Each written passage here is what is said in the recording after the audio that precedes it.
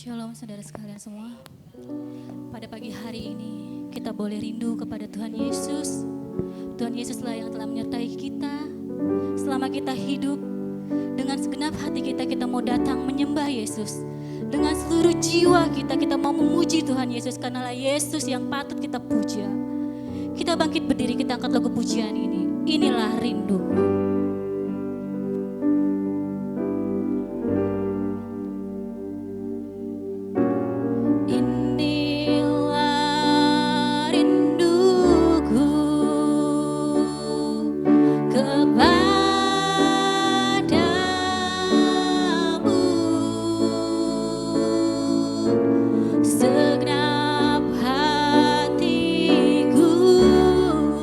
Menyembahmu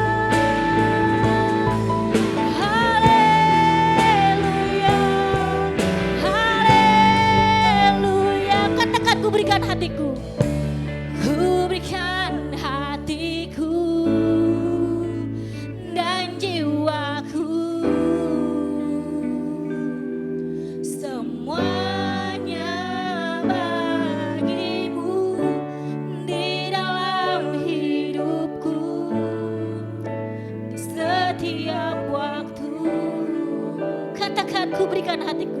Nyatakan jalan, ku berikan hatiku dan jiwaku,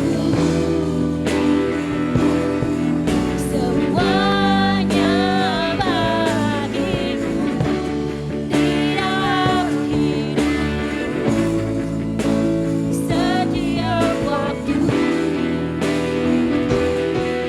Nyatakan jalan, nyatakan jalan,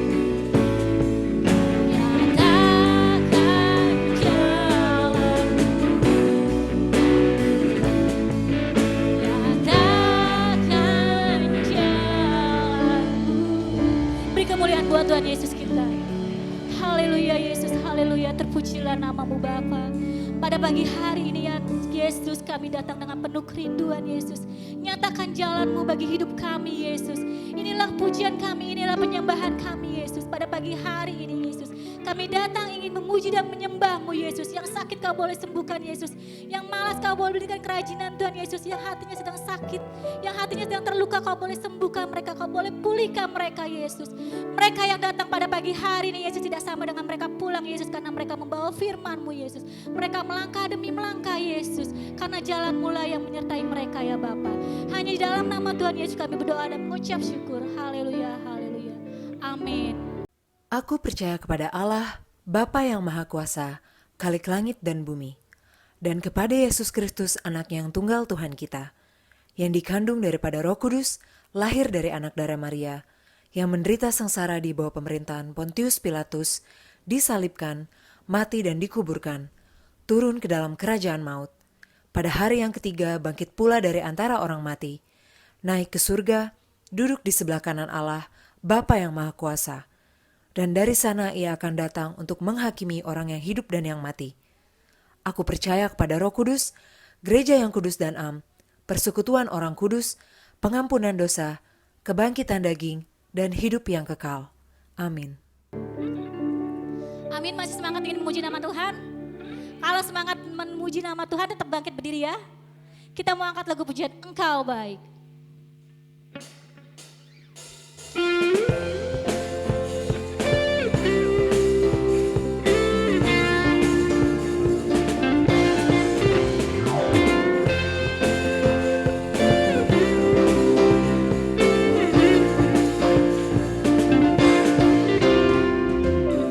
Dengan hati bersyukur masih di hadirat, membawa pujian bagimu Yesus. Ku memandang wajahmu bersinar di depan, sambil menceritakan kasihmu. Katakan, ku mengatakan, ku mengangkat tanganku, bersorak-sorai bagi kebaikanmu. Engkau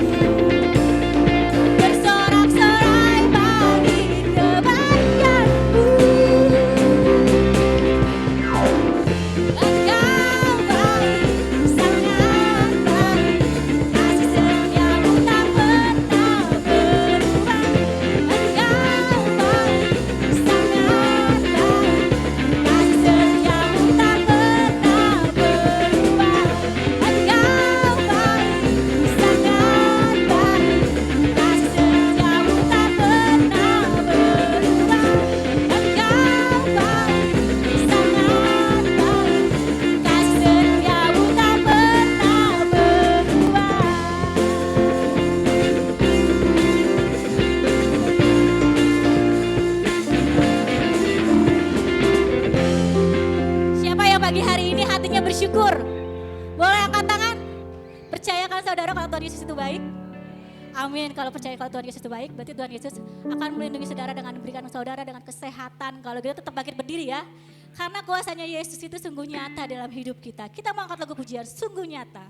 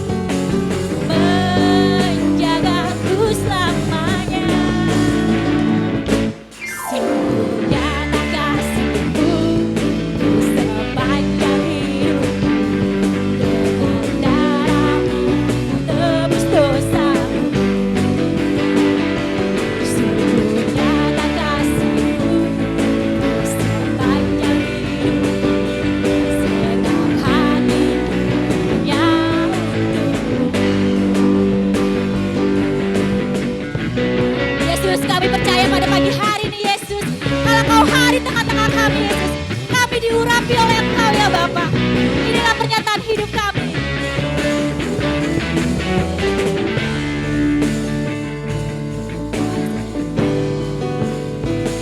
Sungguh nyata kasih-Mu di sepanjang hidup. Dengan darah-Mu Kau tebus dosaku.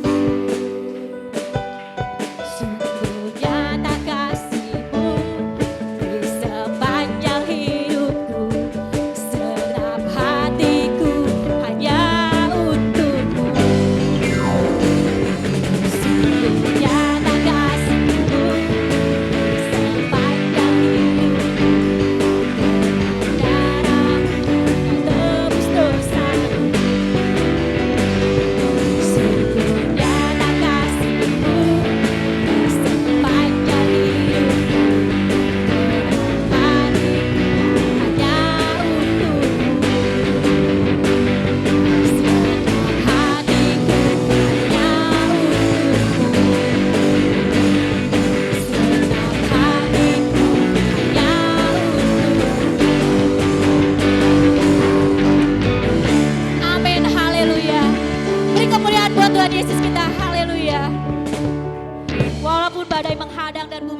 memanjang, tapi kita percaya kalau Tuhan Yesus itu akan tetap setia.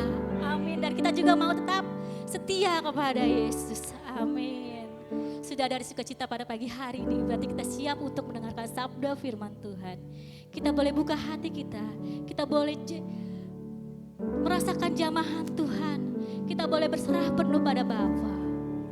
Rohmu yang hidup penuhiku. Rohmu yang hidup penuhiku, mengalir dalamku. Katakan jiwaku tenang. Jiwaku tenang bersamamu dalam naunganmu. Katakan ku buka hati. Ku buka hati untuk jamahanmu, berserah penuh di hadiratmu. Kau ambil alih seluruh hidupku di altarmu, menyembahmu. Katakan lebih dalam lagi. Rohmu yang kudus, pulihkanku. Engkaulah damaiku. Ku hidup oleh anugerahmu. Ku hidup oleh anugerahmu yang menyertaiku. Katakan ku buka hati. Ku buka hati untuk jamahanmu, berserah penuh di hadiratmu. Kau ambil alih seluruh hidupku di atasmu, menyembahmu. Katakan ku buka hati. Ku buka hati untuk jamahanmu, berserah penuh di hadiratmu. Kau ambil alih seluruh hidupku di altarmu, menyembahmu. Katakan ku buka hati lebih dalam lagi.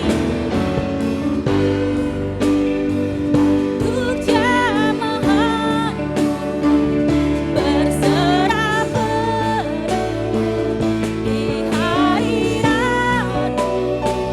Kau ambil alih seluruh hidupku di altarmu, menyembahmu. Di altarmu, menyembahmu. Di altarmu, menyembahmu. Doa firman saya serahkan pada hambanya. Puji Tuhan. Puji Tuhan Bapak Ibu sekalian, Shalom. Ya, hari ini kembali kita diperkenankan oleh Tuhan untuk datang menyembah di bawah baiknya Tuhan dalam rumah Tuhan yang Tuhan izinkan. Sekalipun memang masih dalam suasana yang rasanya makin memberatkan, tetapi terlalu percaya ketika Tuhan ada di pihak saudara dan saya, Dia akan tetap memberikan kita kekuatan. Jangan pernah kita putus harap, jangan pernah kita merasa pesimis dalam hidup ini. Ya, sekalipun memang tanda-tanda untuk perubahan belum nyata, tapi di dalam Tuhan, Dia tidak akan pernah mengecewakan setiap pengharapan-pengharapan kita masing-masing. Ayo, saya mengajak kita sekarang, mari kita bertahan. Kita mau kuat terus di dalam iman, kita mau kuat dalam pengharapan, dan di dalam pengharapan itu terkandung janji-janji Tuhan yang sungguh luar biasa. Ya, Bapak Ibu sekalian, ada banyak hal yang kalau kita memperhatikan dalam kehidupan kita, peristiwa-peristiwa yang rasanya yang membuat kita banyak merenung, banyak kita berpikir. Bukan hanya sekedar peristiwa pribadi yang menghampiri setiap kita sekalian, juga dalam skala-skala yang jauh lebih besar, baik itu skala-skala regional, skala nasional, bahkan skala-skala dalam dunia ini, di mana ketegangan, persoalan, bahkan juga keadaan-keadaan yang makin memburuk terus akan terjadi. Tetapi bagaimana kita sebagai orang percaya, kita mau dilengkapi, kita mau dipersiapkan oleh Allah untuk menanti dan untuk menyambut daripada kedatangan Tuhan. Ini yang patut untuk kita terfokus kepada Dia. Kenapa? Karena gereja Tuhan dipersiapkan oleh Allah untuk dipersandingkan, untuk didudukkan bersama-sama dengan mempelai laki-laki kita, yaitu Kristus Yesus. Namun demikian ada proses yang harus untuk kita mencapai sebuah keadaan yang kudus dan yang sempurna di hadapan Tuhan. Sekalipun dalam dunia ini tidak ada yang sempurna, tetapi saya percaya pada waktunya gereja Tuhan akan mengalami pemulihan dengan sempurna, yaitu hanya oleh kuasa daripada Tuhan. Nah, pada pagi hari ini Bapak Ibu sekalian, saya tergerak untuk menyampaikan kebenaran firman Allah. Bagaimana kita sebagai gereja Tuhan, kita mau mengkoreksi, kita memeriksa, dan boleh melihat ke dalam. Jangan kita melihat keluar, tapi belajar kali ini saya ingin mengajak kita melihat ke dalam. Bagaimana menjadi gereja dengan Kristus sebagai kepala. Dan inilah yang seringkali bergeser. Nilai ini yang seringkali bergeser. Tidak lagi menempatkan Kristus sebagai yang utama atau sebagai yang kepala dalam kehidupan gereja Tuhan. Seiring dengan pertumbuhan, seiring dengan perkembangan kehidupan yang makin hari makin menunjukkan sebuah perbedaan atau sebuah pergeseran daripada nilai-nilai kehidupan. Maka daripada itulah saya ingin mengajak membaca firman Allah. Ada padanan yang relevan dalam Alkitab kita yang terambil dari surat Rasul Paulus kepada orang di Kolose. Ya. Surat Rasul Paulus kepada orang di Kolose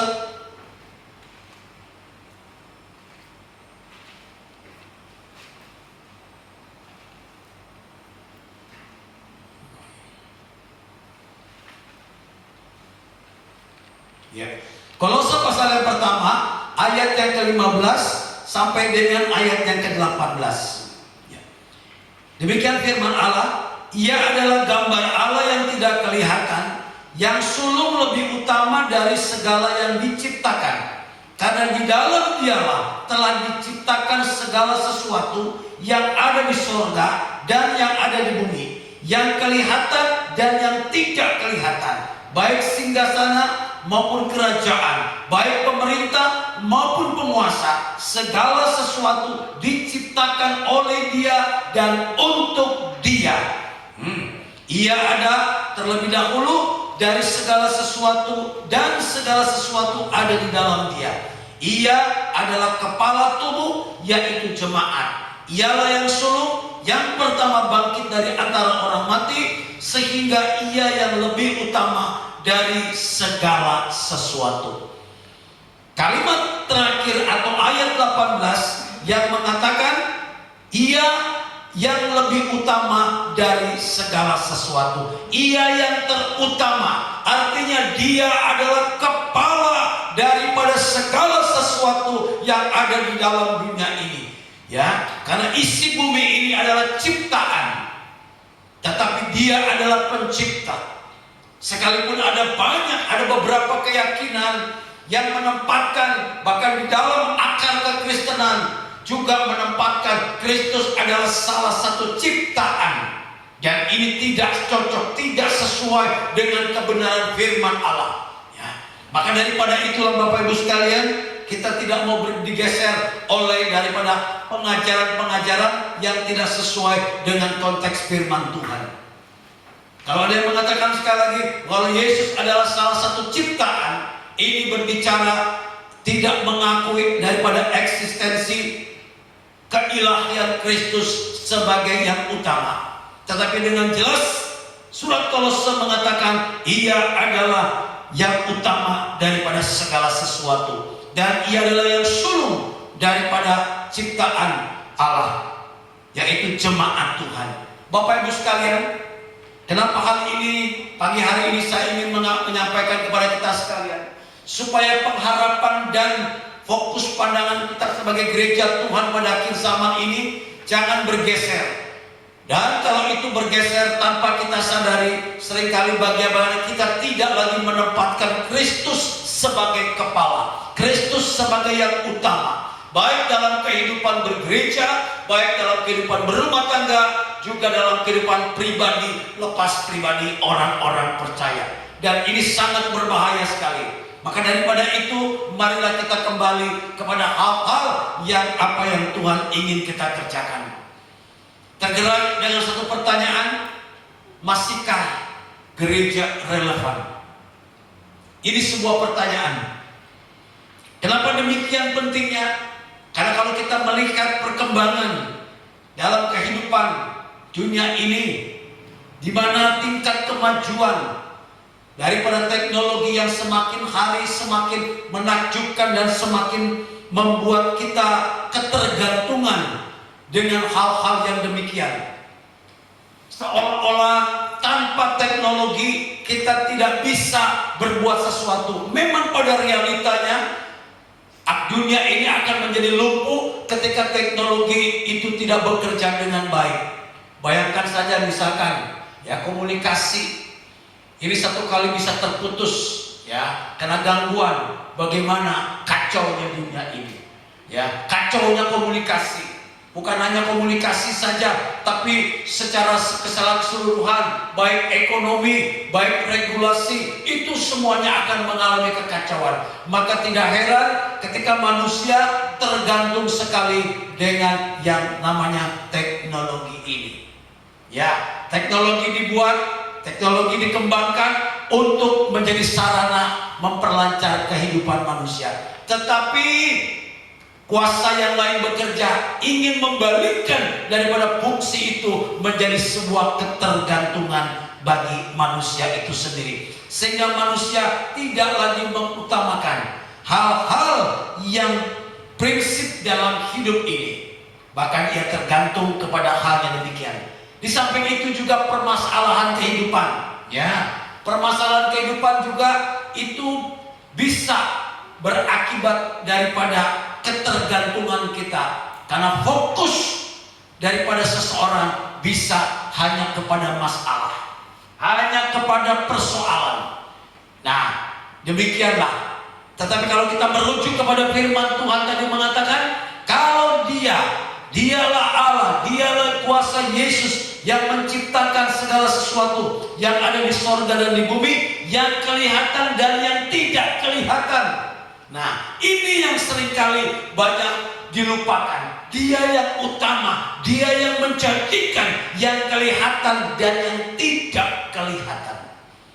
Tetapi ironisnya, ketika manusia tidak lagi berpengharapan kepada dia yang telah menjadikan, tetapi melihat apa yang kelihatan saja, namun yang tidak kelihatan itu tidak menjadi sebuah konsentrasi pengharapan. Nah, akibat daripada perkembangan, akibat daripada saya katakan tadi, permasalahan kehidupan yang dialami oleh manusia, maka seringkali manusia kehilangan yang namanya gairah terhadap hal-hal yang rohani. Gereja tidak lagi menjadi sebuah magnet, tidak lagi menjadi sebuah daya tarik yang membuat orang terpesona, yang membuat orang rindu untuk beribadah. Ya, maka tidak heran gereja mengalami penurunan, baik dalam segi kuantitas juga dalam segi kualitas peribadatan. Nah, bagaimana gereja mengantisipasinya? Bagaimana orang-orang terus mengantisipasi akan hal ini? Ada tindakan-tindakan yang seringkali dikerjakan oleh gereja. Mereka bisa mungkin mengubah tata ibadahnya. Mereka bisa mengubah daripada ruang, mengubah daripada segala fasilitas yang ada di dalam kehidupan gereja. Tetapi pertanyaannya, apakah itu menjadi sebuah hal yang penting dan yang utama bagi kelangsungan hidup berjemaat atau hidup bergereja? Gereja-gereja banyak mengalami kehilangan daripada jiwa-jiwa, daripada anggota jemaat, terutama golongan-golongan generasi muda. Generasi muda tidak lagi tertarik untuk menghadiri ibadah-ibadah. Mereka lebih tertarik kepada hal-hal yang bersifat kelihatan dan menyenangkan dalam hidup ini, tapi tidak melihat yang tidak kelihatan, yaitu yang kekal. Maka tidak heran, sekali lagi saya mau katakan, gereja juga bisa terjebak di dalam memodernisasi daripada kehidupan atau pola ibadah itu sendiri. Baik dengan sesuatu hal-hal yang diadopsi daripada dunia ini, seolah-olah gereja harus menjadi daya tarik kembali daripada jiwa-jiwa. Hanya dengan memberi penampilan yang lahiriah atau dengan menunjukkan fasilitas-fasilitas yang dianggapnya menjadi sebuah daya tarik. Tidak terlalu salah, apalagi gereja-gereja di perkotaan. Tetapi sebagai orang percaya, kita harus kembali kepada hakikat gereja yang sebenarnya. Supaya apa? Supaya di dalamnya boleh benar-benar kita menempatkan Kristus sebagai kepala dari gereja itu sendiri. Macet lagi. Oke.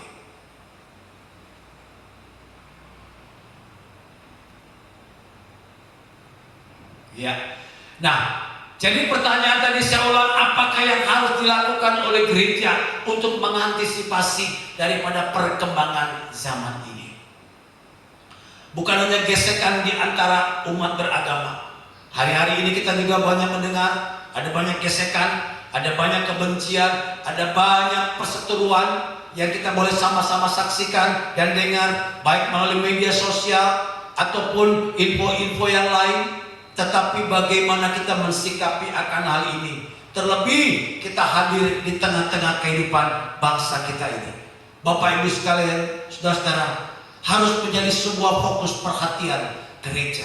Bukan kita menyalahkan keluar, bukan kita mengomentari hal-hal yang ada di luar, tetapi kita mau belajar untuk melihat sampai sejauh mana peranan Kristus sebagai kepala di dalam gereja Tuhan.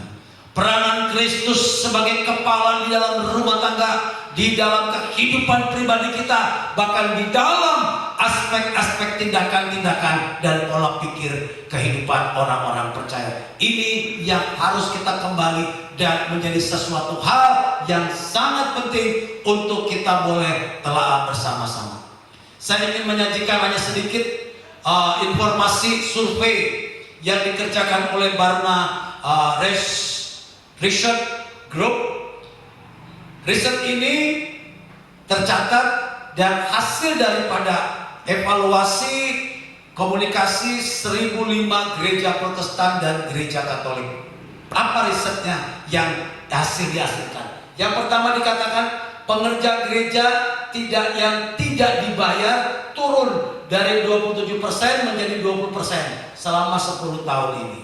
Nah, ada pengerja-pengerja gereja, katakan yang dibayar, pemain musik dibayar, semuanya dibayar. Nah, ini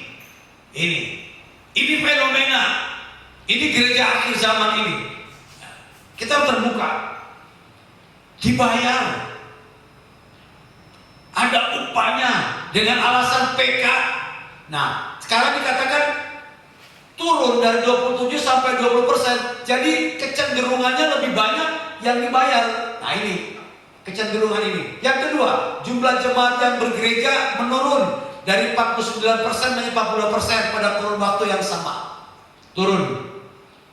Pengunjung gereja berturun. Yang mengkhawatirkan 4 dari 10 umat Kristen tidak pergi ke gereja atau membaca Alkitab sama sekali dalam seminggu. Ya, kita renungkan saja. Apakah kita termasuk di dalamnya? 4 dari 10 umat Kristen tidak lagi pergi ke gereja. Mengaku Kristen tetapi tidak pernah pergi ke gereja. Tidak pernah baca Alkitab sama sekali dalam seminggu. Ya. Ini hasil riset. Saya katakan tadi, akibat modernisasi, akibat daripada teknologi, akibat daripada gemerlap kehidupan dunia ini, ya, dan kesulitan-kesulitan. Yang berikutnya, ya, 7 dari 10 orang tidak juga hadir di kebaktian kecil seperti komsel ataupun ibadah apapun yang membangun iman mereka. 7 dari 10 tidak suka hadir. Mungkin cuma ibadah minggu saja, tapi ketika diadakan ibadah doa, ibadah doa puasa, ibadah komsel, gak pernah menarik, tidak tertarik, cukup hari Minggu. Ya, ini terjadi, kita rasakan susah. Saya mengundang Bapak Ibu sekalian, ayo kita ibadah doa, ya, gak pernah hadir. Yang hadir pelayan jemaat, apalagi ibadah doa puasa hari Sabtu jam 10 sampai jam 3, gak ada jemaat yang hadir.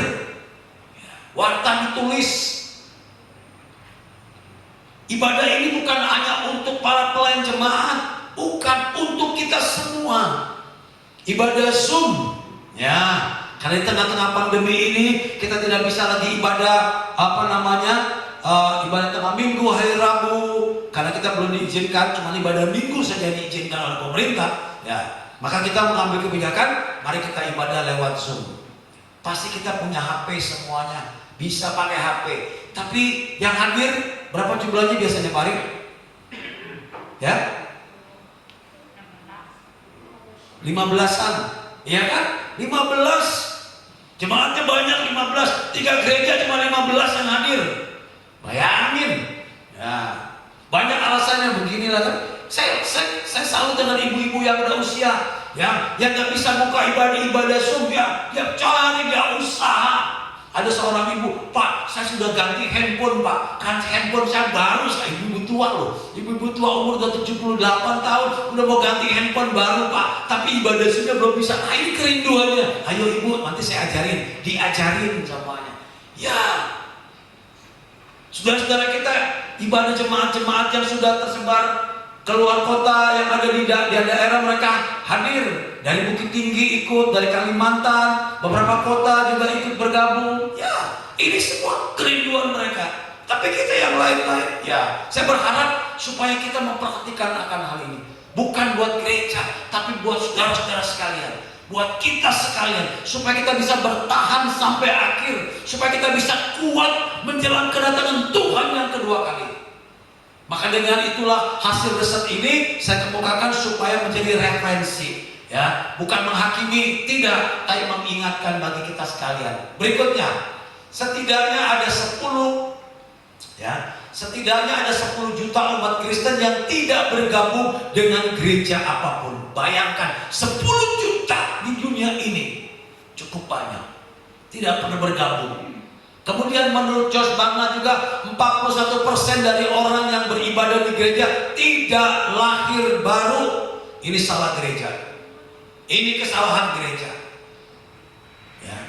Jadi gereja bukan bengkel, gereja bukan rumah sakit untuk memperbaiki orang yang sakit, orang yang rusak, tidak. Tapi gereja harus menjadi persekutuan. Kita mau kembali, kita mau sadar kalau gereja adalah eklesia, yaitu orang-orang yang dipanggil keluar, orang yang telah dipilih dan dipanggil untuk menjadi kesaksian di dalam hidup ini. Itu. Memang gereja tempat orang berdosa, tapi orang berdosa harus diselesaikan di luar gereja. Ketika mereka percaya, bertobat, terima Yesus, kemudian dibawa masuk dalam gereja, masuk dalam persekutuan orang-orang percaya. Maka daripada itu, menurut Josh Barna, ya, masih ada 41% yang belum lahir baru. Mari kita koreksi, ya. Terutama saya harus mengkoreksi. Supaya belum lahir baru, ayo ada pertobatan, terima Yesus sebagai Tuhan dan Juru Selamat secara pribadi. Dan sebagian besar dari anggota gereja tidak tampak memahami iman Kristen dengan sesungguhnya. Kami berharap ketika tiap minggu kita mengucapkan pengakuan iman rasuli, Roh Kudus bekerja sehingga kita bisa mengimani akan iman kekristenan itu sendiri. Ya, itu hal-hal yang akan kita lakukan, bukan sebuah rutinitas. bukan sebuah ucapan-ucapan liturgis yang seolah-olah tanpa makna. Tidak, tapi saya percaya ketika Roh Kudus bekerja di dalam gereja Tuhan, waktu kita mengatakan aku percaya kepada Allah Bapa yang Maha Kuasa, aku percaya kepada Yesus Kristus, itu lahir daripada sebuah kekuatan roh yang dikerjakan oleh Roh Kudus di dalam batin dan pribadi kita masing-masing, sehingga akan menumbuhkan iman kita, menumbuhkan pengharapan kita, dan menumbuhkan kita dalam pertobatan demi pertobatan yang dikerjakan oleh Roh Tuhan. Ya. Yang berikut, belum. Terlewat satu. Ya, terlewat. Sudah ya. Oke. Nah, itulah poin-poin yang sudah dikatakan oleh Josh Barna dalam risetnya. Maka daripada itu, marilah kita ini menjadi sebuah potret bagi kehidupan gereja Tuhan. Bukan hanya kita gereja, tapi seluruh dunia ini, seluruh gereja-gereja Tuhan harus mengintrospeksi sampai sejauh mana penurunan demi penurunan yang sedang terjadi di tengah-tengah dunia ini. Nah, kembali kepada firman Allah, bagaimana surat Rasul Paulus kepada orang di Kolose tadi, ini juga menjadi sebuah gambaran, menjadi sebuah padanan, contoh yang patut untuk kita renungkan bersama. Kenapa surat Rasul Paulus ini ditujukan sebagai surat penggembalaan dan kemudian juga sebagai surat untuk memperingati bagaimana jemaat di Kolose ini sudah mengalami sebuah penurunan, ya, sebuah penurunan dalam kemurnian pengajaran, karena di sana sudah disusupi masuk pengajaran-pengajaran sesat, pengajaran-pengajaran yang tidak berfokus untuk menyesatkan daripada pola pandangan atau keyakinan ini. Maka tidak heran gereja akan kehilangan kuasa, gereja akan kehilangan identitas, gereja akan kehilangan rohnya. Gereja tidak lagi menjadi tubuh Kristus, namun gereja hanya menjadi sebuah kumpulan, sekelompok orang-orang yang berkumpul, organisasi. Maka tidak heran terjadi kekacauan di dalam tengah gereja. Terjadi sebuah keadaan yang tidak harmonis. Manusia saling satu dengan yang lain, saling mementingkan diri, menonjolkan kelompok atau golongan. Terjadi roh perpecahan. Itu terjadi dalam gereja mula-mula, gereja abad-abad pertengahan. Kenapa? Karena saling mengklaim bahwa dirinya yang paling benar, padahal yang paling utama harusnya Kristus. Bapak Ibu sekalian, bahaya inilah yang harus menjadi sebuah perhatian pergumulan kita sebagai gereja Tuhan. Pertanyaannya, apakah kita masih menempatkan Yesus yang utama dalam hidup kita? Ataukah wacana pikiran kita, fokus kita hanya perkara-perkara yang lahiriah, perkara-perkara yang duniawi saja?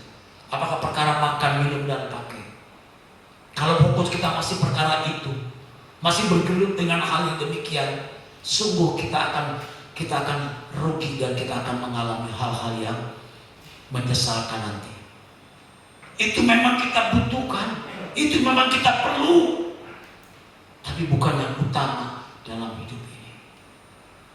Ya, bagaimana saya kok tidak bekerja? Bagaimana saya kok tidak melakukan? Betul, kita harus bekerja, kita harus berusaha, tapi jangan mengabaikan yang utama.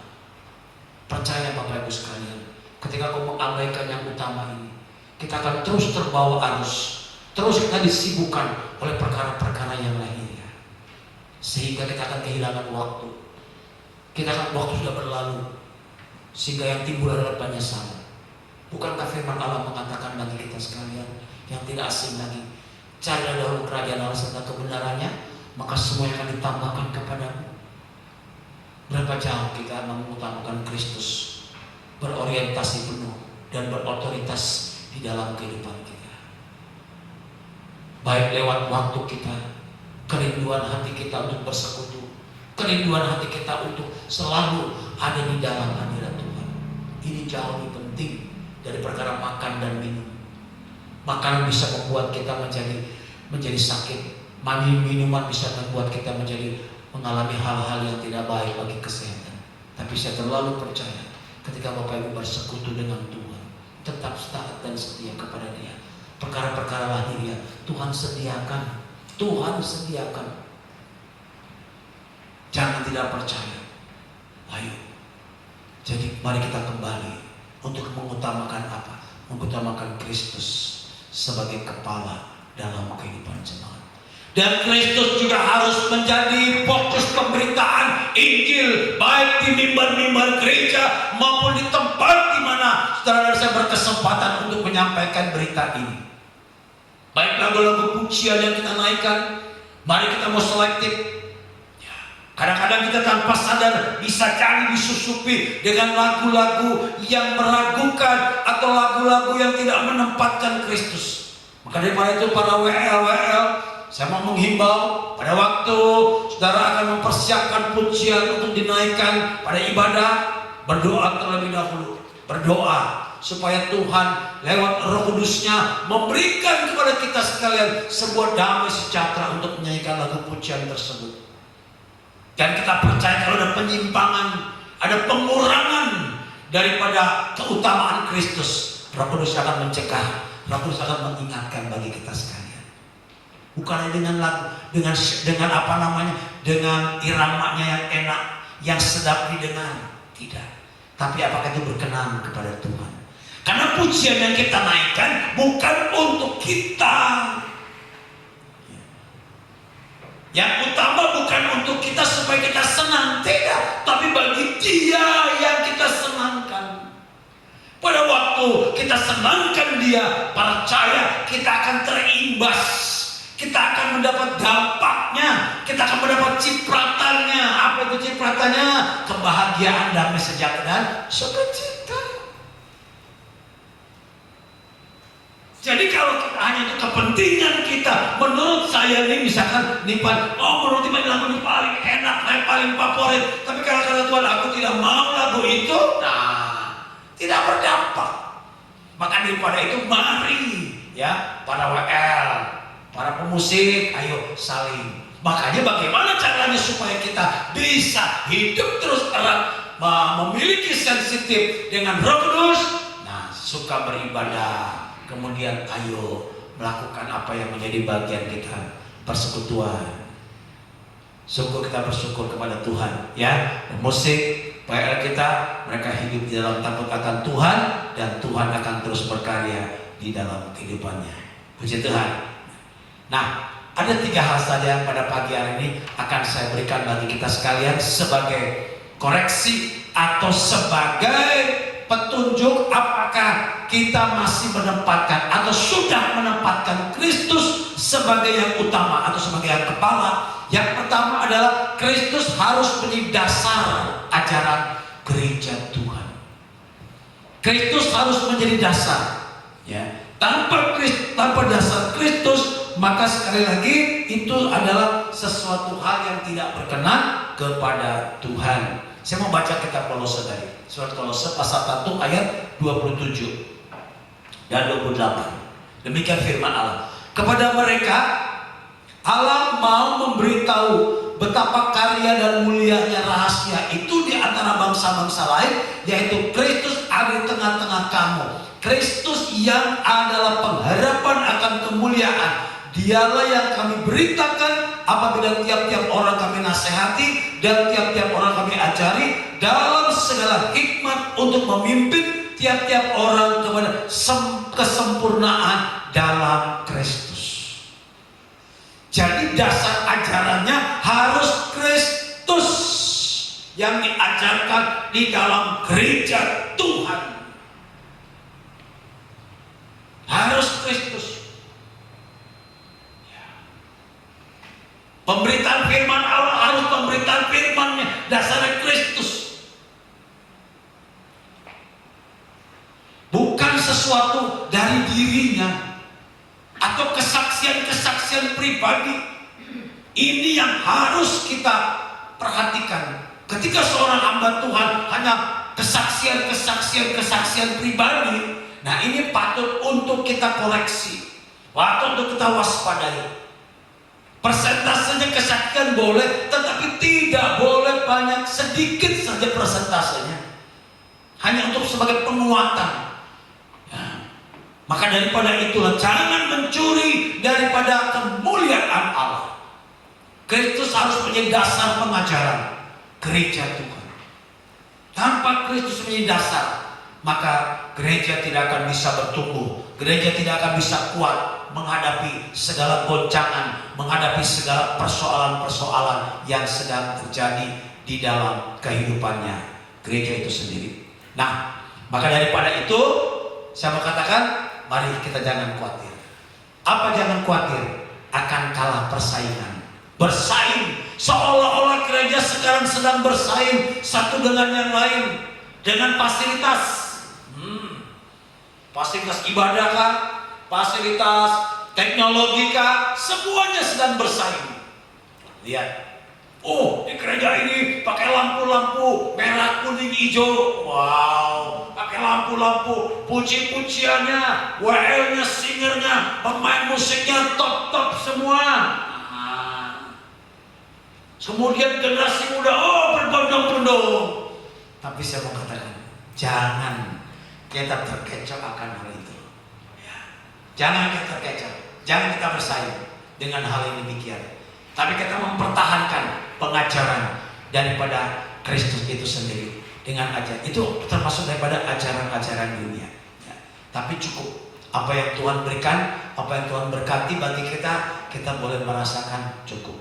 Bukankah kita seringkali tidak pernah cukup melihat orang lain, oh orang lain begini, kita ingin seperti dia, sehingga kita akan tersiksa, terseret-seret dengan keinginan itu. Ya. Syukur-syukur kalau kita mampu, tapi kalau tidak mampu, tentu akan menjadi beban dalam hidup ini. Hutang kredit makin banyak jadi akhirnya. Nah, terlilit hutang banyak kan? Akibat keinginan, saya mau ingin, teman saya punya HP-nya baru, yang terbaru, pengen beli, tapi mahal, namun bagaimana caranya? Usaha sedemikian rupa. Ya, hati-hati, berpadan dengan apa yang ada pada kita. Percaya, maka itu akan damai dalam hidup ini. Ya. Maka daripada itulah, kemudian Injil Kristus adalah kebenaran, kabar baik yang tidak apa? Injil Kristus adalah kabar baik yang tidak bisa ditawar lagi oleh dunia. Ini Injil Kristus. Kolose pasal 2 ayatnya kan 3 yang mengatakan demikian, sebab di dalam dialah tersembunyi segala harta, hikmat dan pengetahuan. Wow, di dalam dia tersembunyi harta, hikmat dan pengetahuan. Kalau kita mau memiliki pengetahuan, hikmat, ya, memang generasi muda kita perlu belajar. Mereka harus perlu juga masuk ke bangku-bangku sekolah, bangku kuliah. Tetapi yang sesungguhnya yang memberikan hikmat adalah Allah, adalah Yesus Kristus itu sendiri. Bapak Ibu, kalau anak-anakmu mau jadi anak-anak yang pintar, anak-anak yang berhasil, anak-anak yang meraih cita-cita, ya, jangan terfokus hanya untuk hal-hal yang membuat mereka berhasil. Sekolah yang bagus boleh, ya, berfasilitas boleh, tentu mahal. Belum tambah lagi kursus ini, les ini, wah, semua dijejali. Tapi mengabaikan pengajaran akan firman Tuhan. Hati-hati, kita akan menyesal, kita tidak akan bisa menerima sesuatu apa yang kita harapkan. Pada waktu ekspektasi kita begitu tinggi terhadap anak kita, bahkan bisa mengecewakan. Sekalipun kau sekolahkan sampai ke luar negeri, tapi tidak dibekali dengan pengetahuan akan firman Allah, tidak dididik dalam kebenaran firman Allah, siap-siap tidak akan bisa mencapai apa yang kita harapkan. Kami percaya Bapak Ibu, sesederhana apapun anak-anakmu di sekolah, ya, apa yang kita mungkin tidak bisa kita tambahkan dalam ekstra pendidikan mereka, tapi tanamkan benih-benih firman Tuhan, ajarkan hikmat Tuhan. Percaya dia akan menjadi anak yang takut akan Tuhan, berhasil dan menghormati bapak ibunya dalam dunia ini. Cara Tuhan begitu dahsyat. Dalam dia tersembunyi. Perkataan tersembunyi bukan sesuatu yang sembarangan, bukan yang murahan, bukan yang diobral, bukan ditempel-tempel dalam dinding-dinding pengumuman, tidak. Tapi sesuatu yang bernilai, disembunyikan dan diperuntukkan hanya bagi orang-orang yang taat dan setia untuk mencari akan hal ini. Bukankah kalau kita punya sesuatu yang baik, kita tidak pernah pajang-pajang ya? Apakah emas berlian Bapak Ibu ditaruh di depan, dijemur di jemuran? Tentu tidak, ya kan? Coba sepatu kita yang bagus jemur di luar sebentar, ya. Saya kemarin punya sepatu bagus, saya cari di mana, saya jemur di depan. Jangan-jangan dia pencuri rupanya nih, ya kan? Udah khawatir, ya kan? Salah kita nih, simpan pasti kita simpan. Demikian juga firman Tuhan, ini adalah sesuatu yang mulia yang harus disimpan. Hanya orang-orang tertentu yang boleh mencapainya akan hal itu. Tuhan. Ini kalimat saja dari yang namanya Yohanes Calvin yang mengatakan, di mana firman Tuhan diberitakan dan diperhatikan dengan benar, maka di situ ada gereja yang benar walaupun penuh kekurangan. Di mana firman Tuhan diberitakan dengan benar, maka di situ gereja ada yang benar. Gereja yang benar bukan benar menurut kita, tapi benar di mata pemandangan Tuhan. Tidak dicela, ya, tidak dicela oleh Tuhan. 7 gereja Tuhan dalam kitab Wahyu, 1 gereja yang tidak dicela oleh Tuhan. Mari kita belajar menghadirkan firman. Itu perkataan daripada Yohanes Calvin yang saya catat tadi sebagai referensi. Yang kedua, Kristus harus menjadi dasar pelayanan. Tadi Kristus menjadi dasar pelayanan, pengajaran. Sekarang Kristus harus menjadi dasar pelayanan. Kolose 1 ayat 9 dan ayat yang ke-10 yang mengatakan demikian bagi kita. Sebab itu sejak waktu kami mendengarnya, kami tidak berhenti-henti berdoa untuk kamu. Kami meminta supaya kamu menerima segala hikmat dan pengertian yang benar untuk mengetahui kehendak Tuhan dengan sempurna, sehingga hidupmu layak di hadapannya serta berkenan kepadanya dalam segala hal, dan kamu memberikan buah dalam segala pekerjaan yang baik dan bertumbuh dalam pengetahuan yang benar tentang Allah. Dasar pelayanan yang akan menghasilkan buah, yaitu dasar pelayanan yang sesuai dengan kebenaran firman Allah. Ya, 1 Petrus 5 ayat yang ketiga mengatakan, janganlah kamu berbuat seolah-olah kamu mau memerintah mereka yang dipercayakan kepadamu, tapi hendaklah kamu menjadi teladan bagi kawanan domba. Ini khususnya bagi gembala, bagi pelayan-pelayan jemaat. Ya, bukan namanya pelayan, namanya hamba itu harus melayani. Sekalipun namanya hamba Tuhan, yang melayani Tuhan. Iya kan? Musa hamba Tuhan, tapi Yosua hamba Musa. Nah, baca di Alkitab, Musa itu hamba Tuhan, Yosua itu hambanya Musa. Jadi Yosua itu melayani Musa. Elia hamba Allah, Elisa hambanya Elia. Dalam firman Tuhan ada, Elisa itu hambanya Elia, tukang bawain jubahnya Elia. Ya. Kemana Elia pergi, Elisa ikut. Kemana Musa pergi, Yosua terus mengikuti terus. Tapi ketika hamba Tuhan itu mati, kata firman Allah, ketika Musa mati, kamu apa kata Allah? Bersiaplah kau, bersiaplah Yosua, kuatkanlah hatimu, engkau yang akan memimpin bangsa ini menyeberang sungai Yordan masuk ke negeri Kanaan. Wow, betapa hebatnya Yosua. Ketika dia taat dan setia sebagai hamba Musa, dia diangkat menjadi hamba Tuhan yang memimpin bangsa ini. Demikian juga Bapak Ibu sekalian, kita mari berperan sesuai dengan panggilan kita. Baik itu hamba Tuhan, para pelayan jemaat, para pemusik, para singer, para WL, semuanya jemaat Tuhan. Mari kita berperan. Tuhan akan mempromosikan. Pada waktu tiba waktunya, pasti Tuhan akan mempromosikan, akan mengangkat saudara-saudara sekalian untuk menjadi apa? Menjadi orang-orang yang tadi katakan ya, menjadi pemerintah tadi. Tapi tetap fokusnya, karakternya adalah melayani. Hamba Tuhan melayani. Saya pelayan dari Bapak Ibu sekalian. Ya, gembala harus berdoa terus bagi jemaatnya untuk melindungi, memayungi. Itu tugas gembala, melindungi orang-orang yang ada di bawahnya. Jadi ketika saudara ada di dalam penggembalaan, maka saudara akan terlindung daripada serangan-serangan kuasa kegelapan, serangan-serangan roh iblis. Dilindungi. Tapi ketika seseorang tidak taat akan penggembalaan, keluar daripada payung penggembalaan, maka dia bebas, akan dimangsa oleh binatang buas. Maka jangan terpisah. Mari kita kawalan kecil penggembalaan, jangan saudara keluar. Ketika saudara memisahkan diri, maka kau akan jadi mangsa kuasa kegelapan, masuk di dalam payung perlindungan.